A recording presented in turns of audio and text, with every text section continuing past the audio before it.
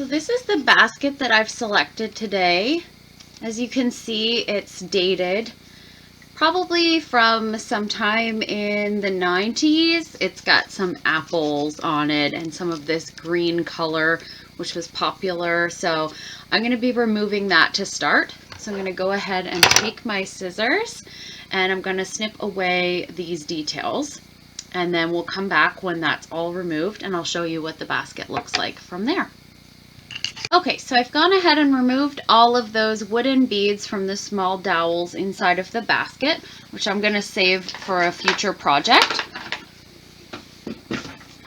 And you'll see that my basket now has these sort of holes running through it. And we're going to now paint this basket. So you can choose any color that you'd like. I'm going to be using a white. And I'm just going to place this on my tray here, but you can use anything that you have.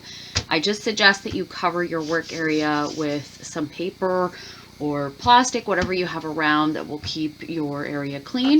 And of course, we will need a wide brush just because we're covering a surface area. So if you don't have one of these brushes, a foam brush would be fine.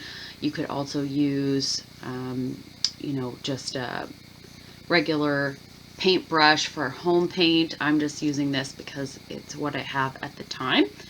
So I'm going to go ahead and put on a coat of white and we'll come back and take a look at how it's turning out. Okay, so now that we have our first coat of white paint on and dried, I'm going to take my sanding block and I'm just going to go over my basket where I've painted it and distress it. So you'll see that's taking off some of the paint that was on there and letting that wood color come through. And we're just going to go ahead and do that all over our flatter edges.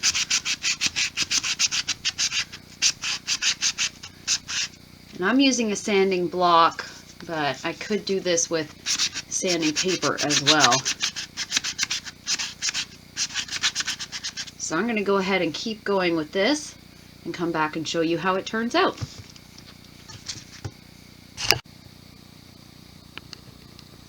Okay, so now you can see I've gone ahead and distressed my basket, and it's been distressed on the inside and out, as well as the bottom.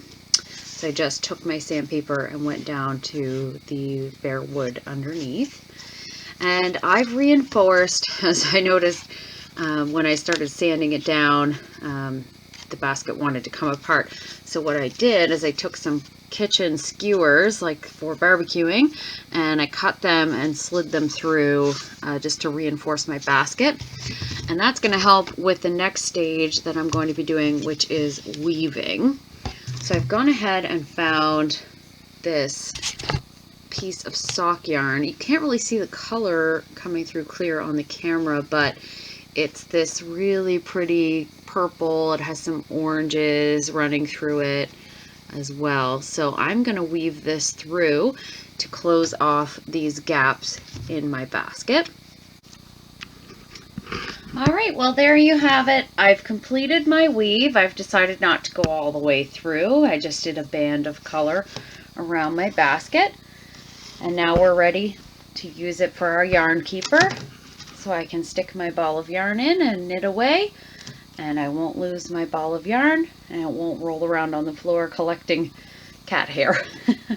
So that's how I've gone ahead and upcycled this garbage basket and turned it into a nice distressed yarn keeper.